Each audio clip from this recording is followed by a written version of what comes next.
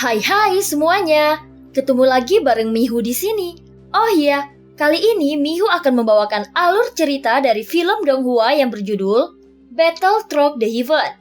Mihu mengingatkan sekali lagi ya bahwa konten ini full spoiler. Mari siapkan cemilannya dan mari kita mulai alur ceritanya. Melanjutkan dari kisah sebelumnya. Sebelumnya Xiaoyan juga bertemu dengan Wang Cai, anjing neraka berkepala 3. Yang tampaknya terus mengikuti Longyan kemanapun dia pergi saat mereka dipertemukan. Dengan tubuhnya yang mungil dan mata besarnya yang terus berair, penampilan anjing kecil ini benar-benar menggemaskan. Namun sebenarnya selain Xiaoyan dan Longyan, orang-orang di tim Fearless tidak mengetahui bahwasanya sosok Wang Cai ini bisa menjadi sangat mengerikan. Dan kekuatannya mungkin 1 poin di atas Longyan. Setelah beberapa saat, Xiaoyan kemudian kembali memikirkan bagaimana dia harus meminta darah, gigi, dan sisik naga milik Longyan. Dia tidak ingin anaknya itu tersakiti demi dirinya. Dan jika ada kemungkinan lain, maka Xiaoyan akan memilih yang terakhir. Terlebih lagi jika ketiga bagian tersebut merupakan hal yang sangat berharga bagi Longyan, Xiaoyan benar-benar tidak ingin melakukannya. Meskipun dia harus menentang permintaan sosok nomor 1. Di sisi lain saat Longyan menyaksikan wajah Xiaoyan yang penuh kebingungan, dia pun menanyakan keadaannya. Pada awalnya Xiaoyan tidak ingin mengatakannya dengan jujur. Tetapi seiring berjalannya waktu dengan bujukan Longyan, Xiaoyan akhirnya berbicara dan menjelaskan semuanya. Memang ada sesuatu yang terus membuatku kepikiran. Mungkinkah jenazah Zhu Jiujin masih memiliki sisik dan gigi? Aku membutuhkannya. Tapi aku cukup meragukannya, ucap Xiaoyan dengan suara yang rendah. Ketika mendengar kata-kata Xiaoyan, pada saat berikutnya Longyan sepertinya memahami sesuatu. Begitu dia mengulurkan telapak tangannya, Xiaoyan langsung meraih lengannya. Dia segera memberikan kepada Xiaoyan apa yang dia butuhkan. Tidak Longyan, jika kau ragu-ragu, dan ini hanya akan menyakiti dirimu sendiri, kau tidak perlu melakukannya. Aku tidak ingin kau tersakiti, ucap Xiaoyan sambil memandang Longyan dengan serius. Ayah, jangan khawatir, aku akan mengeluarkannya dari dalam perutku, ucap Longyan dengan tenang. Padahal gigi dan sisik sulit diubah, sehingga jenazah nenek moyang klan naga yang telah dilahap oleh Longyan masih bisa ditemukan. Namun Xiaoyan tidak menyangka bahwa masih ada sisa-sisanya.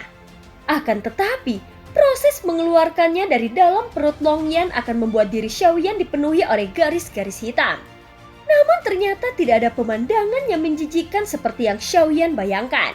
Hanya ada sebuah cincin yang muncul di tangan Longyan dan dia segera menyerahkannya kepada Xiaoyan. Mungkin Longyan sengaja menyimpannya di dalam cincin penyimpanan. Karena gigi dan sisiknya itu terlalu besar dan mudah merusak halaman jika dicabut secara langsung. Sehingga itu disimpan di dalam sana. Ayah, mari kita lihat apakah berhasil. Jika tidak, aku akan memikirkan cara lain, ucap Longyan dengan perlahan. Dan sepertinya dia akan menyetujui setiap permintaan Xiaoyan tanpa syarat. Terlebih lagi metode yang disebutkan mungkin hanya dapat diambil darinya. Detik berikutnya, Xiaoyan mulai memeriksa gigi dan sisik di dalam cincin itu. Ukurannya sungguh berlebihan. Itu hampir memenuhi seluruh ruang pada cincin itu. Ayah, apalagi yang kau butuhkan? Sebenarnya bagiku 1 gigi dan 1 sisik ini tidak akan ada gunanya kalau ayah membutuhkannya. Ayah bisa mengambil lebih banyak, ucap Longyan. Pada saat ini Longyan takut bahwa Xiaoyan akan mengkhawatirkannya. Jadi dia dengan sengaja menjelaskan bahwasanya Xiaoyan bisa melakukannya tanpa ragu-ragu. Segera Xiaoyan memandangi Longyan dengan kagum. Dia menemukan bahwa Longyan telah meningkat pesat setelah meninggalkannya. Pertumbuhan psikologis ini adalah sesuatu yang tidak dibayangkan oleh Xiaoyan. Longyan, kau tidak perlu berlebihan. 1 gigi dan 1 sisik saja sudah cukup, ucap Xiaoyan sambil tersenyum dan mengangguk. Tampaknya pertumbuhan Longyan yang tiba-tiba ini membuatnya merasa sedikit tidak nyaman. Tentu saja itu lebih menyakitkan untuk hati Xiaoyan. Dia tidak bisa membayangkan apa yang terjadi pada Longyan selama ini. Apa yang dialaminya selama ratusan tahun terakhir dia pasti mengalami banyak hal. Jadi sekarang ketika Xiaoyan melihat perbedaan pada sikapnya, pikirannya telah mengalami perubahan yang mengejutkan. Kemudian tepat ketika Xiaoyan mengangguk, Longyan langsung mengeluarkan 2 botol giok lagi dan menyerahkannya kepada Xiaoyan. Setelah menerima 2 botol giok itu, Xiaoyan bisa langsung mencium bau darah dari botol tersebut. Ayah, ini adalah esensi darahku dan esensi darah milik Wang Chai. Sebaiknya digunakan untuk bahan ramuan jika ayah menghadapi krisis apapun. Jika ayah menerima poin ini, untuk sementara ayah bisa mendapatkan bantuan dari kekuatan penguasa 9 langitku. Aku tidak punya apa-apa untuk diberikan kepadamu, tapi aku berharap bahwa ayah akan selamat, ucap Longyan dengan sedih. Setelah memberikan esensi darahnya, Longyan tiba-tiba memandang Xiaoyan dengan sangat serius. Sepertinya dia takut dengan penolakan Xiaoyan, tetapi nyatanya dia lebih takut kehilangan Xiaoyan. Apa yang anjing ini katakan kepadamu? Tanya Xiaoyan sambil memandang Wang Chai. Anjing neraka berkepala 3 ini mengetahui kehidupan Xiaoyan di masa lalu. Dan sekarang dia pasti juga tahu apa yang sedang dilakukan oleh Xiaoyan. Sementara itu, kekhawatiran Longyan tidak muncul begitu saja. Pasti sesuatu yang dikatakan oleh anjing neraka itulah yang membuat Longyan memiliki ekspresi yang begitu cemas. Longyan, kau benar-benar sudah dewasa. Jangan khawatir, kau masih sangat percaya padaku kan? Ucap Xiaoyan sambil tersenyum dan menepuk dadanya karena Longyan kemungkinan besar mengetahuinya. Xiaoyan tidak perlu menyembunyikan apapun lagi atau bersikap sopan. Namun lain kali, kau jangan melakukan ini. Itu adalah hasil dari kultivasimu yang juga akan merugikanmu di masa depan. Betapapun kuatnya aku, kekuatan satu orang tidak dapat mengubahnya. Kaulah yang memiliki kekuatan ini, jadi kau juga harus menjadi lebih kuat. Aku butuh kekuatan itu dari dirimu sendiri dan tidak ada orang lain yang membutuhkannya, ucap Xiaoyan. Kemudian Xiaoyan meletakkan telapak tangannya di bahu Longyan. Hanya masalah waktu sebelum dia tumbuh dengan garis keturunan Zujiujin yang sebenarnya. Kekuatan Longyan bahkan mungkin lebih cepat dari yang dibayangkan oleh Xiaoyan. Ayah juga akan memberikanmu hadiah. Ayo kita keluar, ucap Xiaoyan sambil tersenyum. Mendengar kata-kata Xiaoyan, Longyan tertegun sejenak. Lalu dia mulai mengikuti Xiaoyan ke langit di atas dunia dewa kuno. Semua orang di halaman juga mengikuti keduanya dengan rasa ingin tahu. Pada saat ini, Xiaoyan membawa Longyan ke tempat yang sangat tinggi dan memang hanya tempat ini yang cukup luas. Cara termudah untuk berlatih adalah dengan melahap dan menelan. Dan garis keturunan monster yang kuat dapat meningkatkan diri sendiri. Oleh karena itu dengan gerakan pikiran Xiaoyan, dia langsung melepaskan monster raksasa dunia Taiso dari dalam kehampaan jiwa. Dan monster raksasa itu segera menduduki seluruh langit dunia dewa kuno. Longyan, ini adalah binatang buas dari dunia musuh dan dengan melahapnya, ucap Xiaoyan sambil tertawa. Tubuh kedua monster raksasa ini masih mengandung energi yang melimpah. Akan tetapi karena mereka sudah melepaskan banyak energi selama pertempuran di dunia Xuanyin, dan jika Longyan perlu melahapnya, energi di tubuh mereka masih harus dikumpulkan ke dalam kehampaan jiwa. Lalu jika melakukan hal yang sebaliknya, energi yang penuh kotoran itu akan mudah tertelan. Itu tidak dapat diserap dalam jumlah banyak dan akibatnya akan menjadi malapetaka. Tapi dengan pikirannya, Xiaoyan dapat memerintahkan keduanya melalui baju besi dewa. Dan baju besi dewa tersebut akan mengambil semua energi mereka. Segera Longyan juga mulai bergerak dan sosoknya berubah bentuk menjadi makhluk yang mengerikan. Namun akibat tindakan Xiaoyan ini, ada bayangan besar di atas langit dunia dewa kuno. Bahkan tanpa diduga, semua orang mengira bahwa dunia Taisus sedang menyerang. Tapi tidak ada yang maju sampai sang ratu memberikan perintah. Di sisi lain, sang ratu yang ada di pavilion Tianji keluar dari sana. Kakinya yang panjang perlahan melangkah dan matanya yang indah menatap ke langit.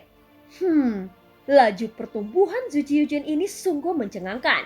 Dan dia telah mencapai keabadian dalam waktu singkat. Namun baginya, monster itu lebih menakutkan dari musuhnya dan dia hanya bisa menjadi Zujiujin yang sebenarnya jika dia ingin mengalahkannya. Gumam sang ratu dengan perlahan.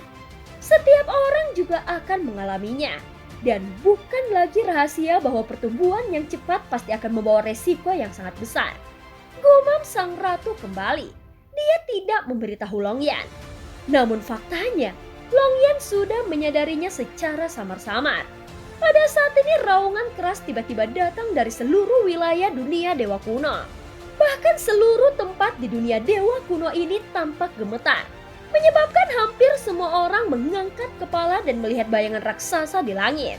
Beberapa prajurit di dunia dewa kuno yang telah melihat kemiripan dengan monster raksasa dunia Taisu pun tampak buruk. Karena mereka menyadari bahwa itu adalah sesuatu yang berasal dari dunia Taisu. Dan mereka tidak tahu mengapa makhluk mengerikan itu tiba-tiba muncul di sini. Sementara itu sosok Longyan yang ada di depan bergerak dan menghilang menjadi sambaran petir. Lalu Xiaoyan merasakan angin kencang menyapu seluruh langit. Dan segera seluruh kampan di depan Xiaoyan jatuh ke dalam kegelapan dan kedua monster raksasa itu tiba-tiba menghilang. Detik berikutnya Xiaoyan mundur dengan cepat. Sampai dia berdiri di tanah. Hanya ketika dia mengangkat kepalanya, dia dapat dengan jelas melihat bayangan hitam besar di langit ini adalah kabut yang dihasilkan dari mengkonsumsi energi. Hal pertama yang menarik perhatiannya adalah tubuh tak berujung yang melayang di langit dunia dewa kuno. Tapi apa yang ada di depan Xiaoyan sebelumnya hanyalah sebuah bayangan yang belum pernah dia lihat. Dan itu tidak terlalu besar untuk bisa dilebih-lebihkan. Meskipun tidak sebesar Zenwu, namun penampilannya nampaknya memiliki kekuatan Zenwu yang mengintimidasi. Tentu saja statusnya di antara klan naga sudah sangat jelas dan dia adalah satu-satunya di setiap dunia utama. Sebagai pewaris penguasa klan naga, Longyan sejatinya memang sudah pantas menyandang gelar tersebut. Meskipun tubuhnya tidak sebesar Zenwu, namun aura yang memancar dari sosoknya benar-benar mengerikan. Tidak ada yang berani mendekatinya dan tidak ada yang menduga bahwasanya itu adalah seekor naga biasa. Namun jelas tidak hanya Zhu Jiujin tetapi juga banyak binatang buas yang berasal dari satu garis keturunan. Tanpa terkecuali binatang buas yang mewariskan satu garis keturunan adalah makhluk kuat yang unik yang tak tertandingi di dunia ini. Tentunya alasan mengapa satu garis keturunan harus diwariskan adalah karena selain warisannya sendiri yang berharga, dunia memang membutuhkan keberadaannya. Mungkin itu dibatasi oleh aturan dunia, karena keberadaan seperti itu harus menempati energi dunia yang agung. Tetapi untuk keseimbangan, sosok yang kuat seperti itu tidak diperbolehkan dan garis keturunannya akan berlipat ganda lagi. Hei, lihat! Apa itu? Bukankah itu seharusnya seekor naga? Tapi sepertinya itu adalah naga yang sangat langka. Ucap seseorang yang terkejut. Tepat ketika semua orang terus memandang langit, satu orang tiba-tiba berkata dengan takjub. Dan yang lainnya hanya bisa memutar mata ke arah pembicara.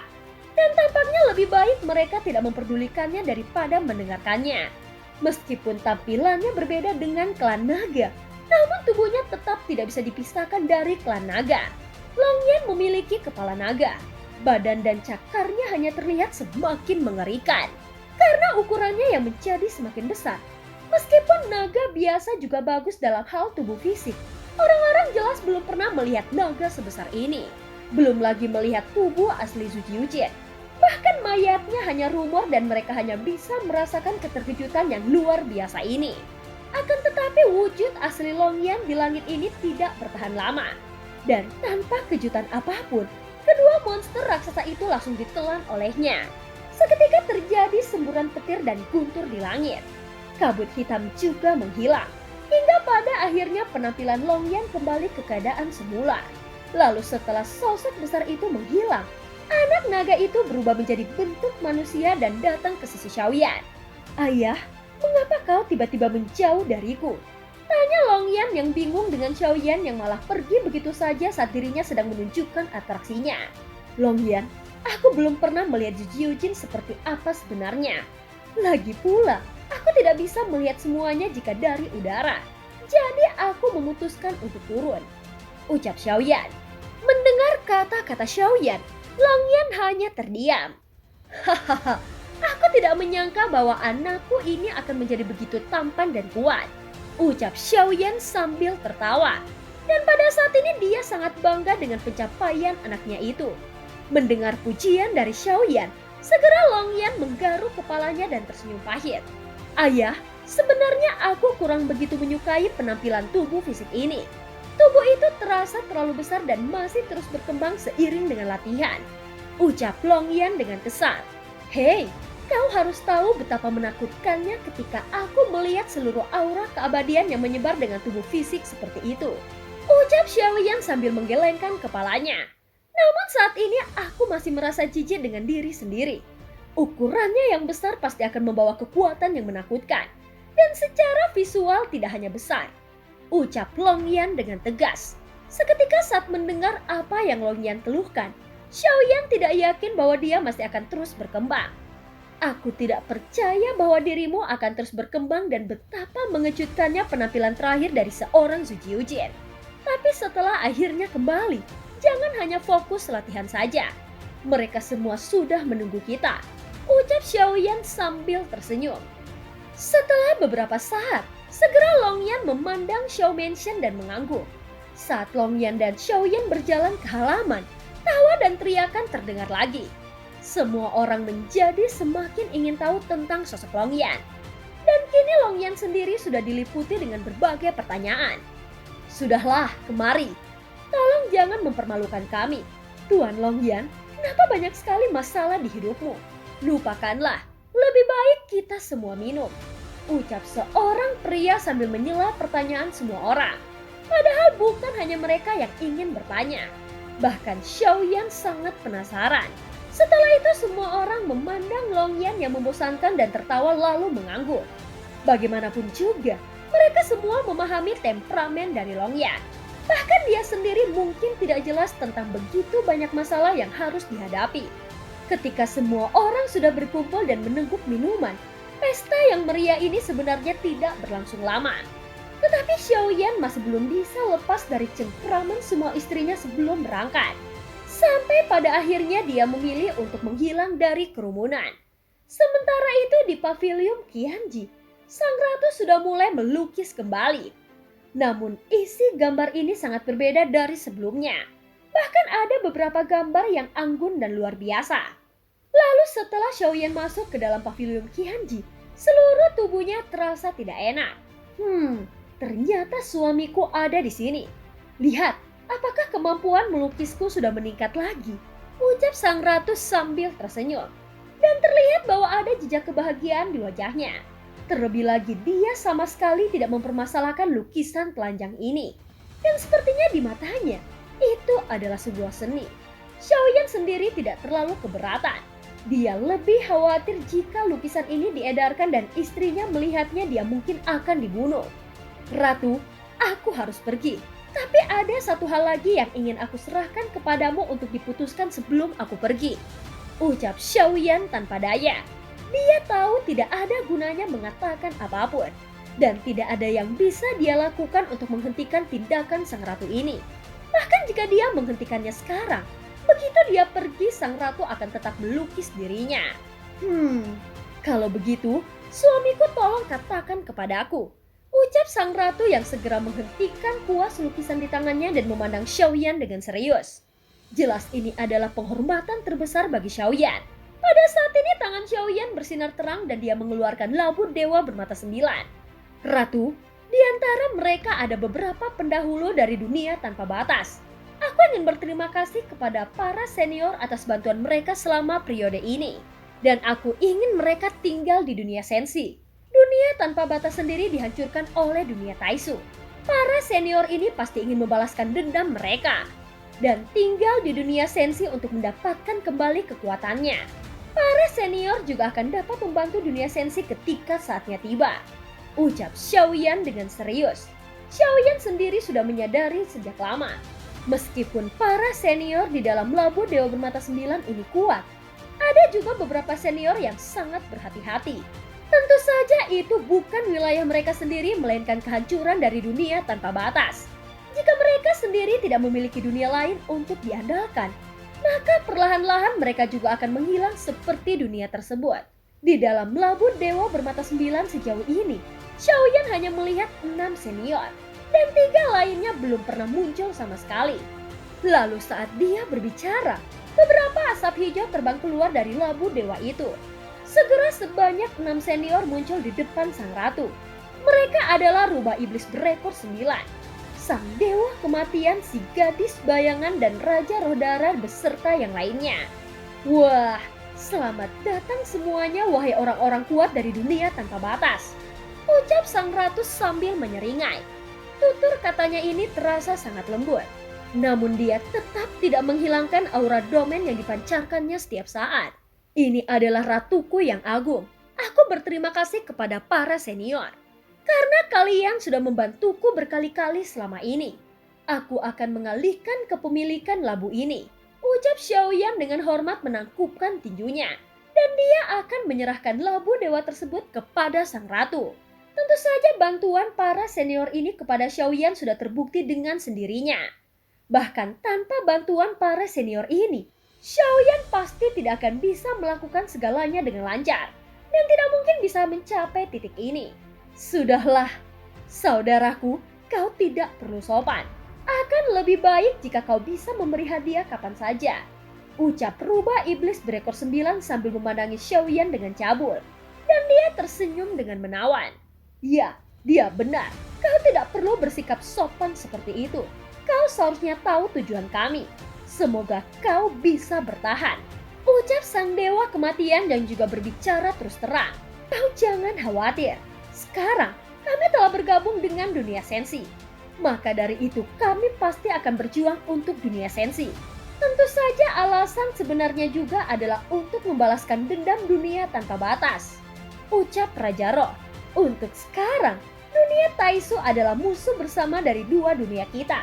Aku berharap dapat melihat hari ketika dunia Taisu dihancurkan, ucap pendekar pedang gila. Dan film pun berakhir. Terima kasih udah dengerin Mihu dari awal sampai akhir ya. Sampai jumpa.